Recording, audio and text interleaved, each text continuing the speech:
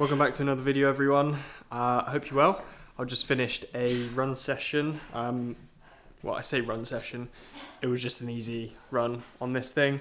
Bit of an update on my knee and foot pain. It feels like it's completely all gone. I don't feel like I'm out of the woods yet, but I'm going to build everything up nice and slowly. So it's all promising. It's really good. And Lydia is doing a session. Go away. Hello! I can't hear you. I know. I don't want to hear you. Music in. I don't know what number I'm on.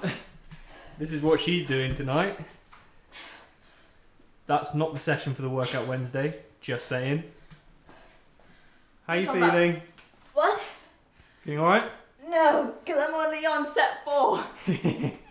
If you hear any grunting, it's not me, it's Lydia. That's rude. You're rude. Right, roll the intro, let's crack on with the video.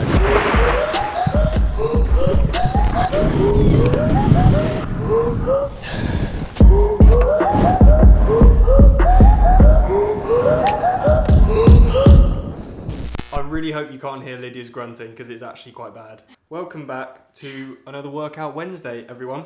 I hope you enjoyed the last one. These are I feel like they're quite basic videos, like filming wise, but hopefully you get lots of useful information, valuable information. You can go away and try these sessions, and it gives you kind of like more in-depth reasoning behind the sessions and why the sessions are really important. So, without any further ado, let's crack on with this week. So the why behind this session, why should you do this session? Increased leg speed, really important during your running to have a good high cadence. And you see actually a lot of the time towards the end of a race, people's cadence slows down. I say cadence, like it's exactly the same referring to on the bike as on the run.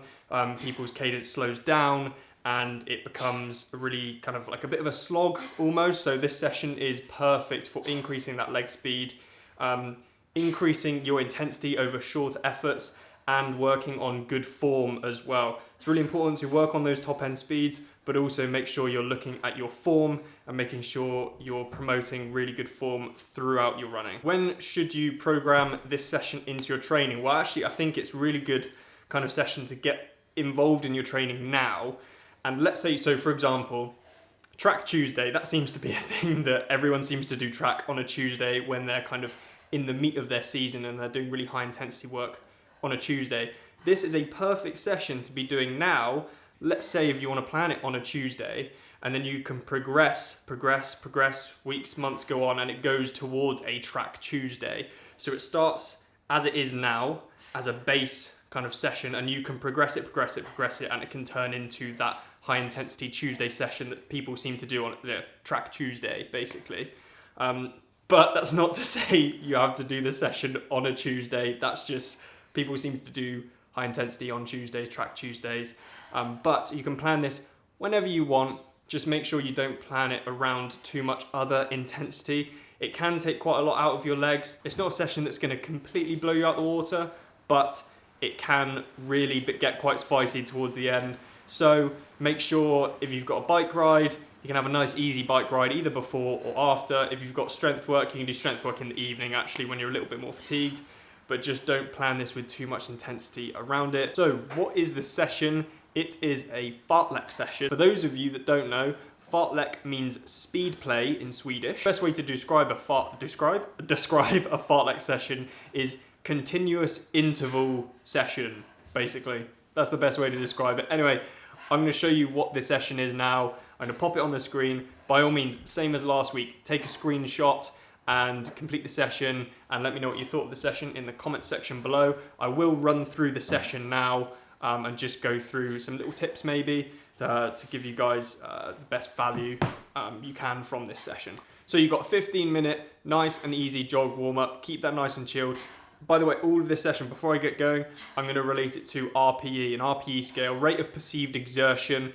Basically, it's the most accessible way of making sure this is an easy session for everyone. It's easy to understand, not an easy session. Some athletes might not have, a heart rate monitor. Some athletes might not have a power meter when it comes to bike stuff.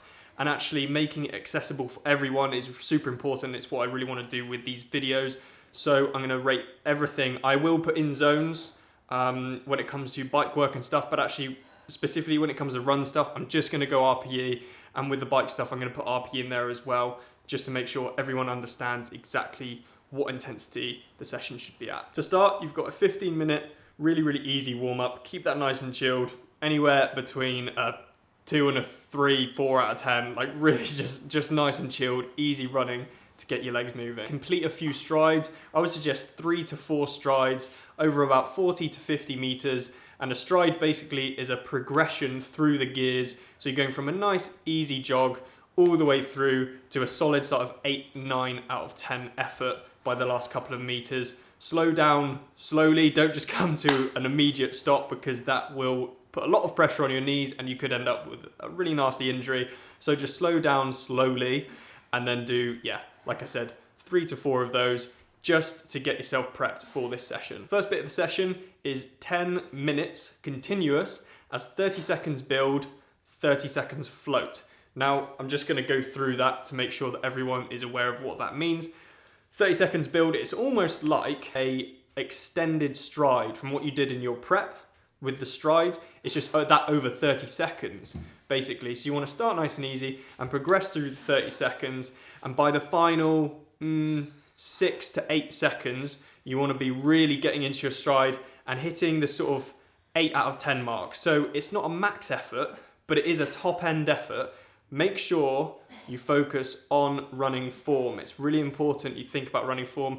Luckily, these efforts are only 30 seconds long, so your form shouldn't really diminish over them. Make sure you're really thinking about that. And yeah, like I said, progress through the gears, get towards an 8 out of 10 effort towards the last kind of 6 to 8 seconds, and then ease off nice and slowly. 30-second float, that basically means almost like just a little bit more than a walk. Really nice and chilled. I'm not even going to put an RPE there. It's just keep it really easy. Slightly more than a walk. Hey, if you want to walk, by all means do, but I would say just keep the body moving a little bit more than a walk. And then you've got a 5-minute jog. Keep that nice and chilled. Similar kind of effort to the warm-up. 4 out of 10. Really nice and chilled. Okay, let your body relax. Your heart rate starts to come down. Then you are repeating that 10-minute continuous fartlek session.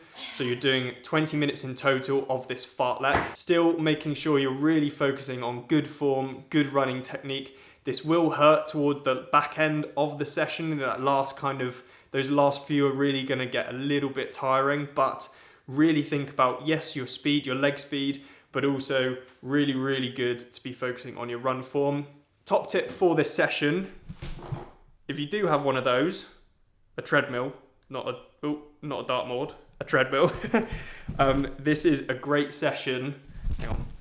This is a great session to do on the treadmill. Really promotes that top end leg speed, and it's really useful. Also, you can kind of just progress it in a way that you know every interval is exactly the same speed. It's not a necessity. If you don't have a treadmill, it's not like you can't do this session. Just go out and, you know, do it outside. But if you do have a treadmill, it's a perfect session to be doing on the treadmill. So after that, 10 to 15 minutes, really nice and chilled.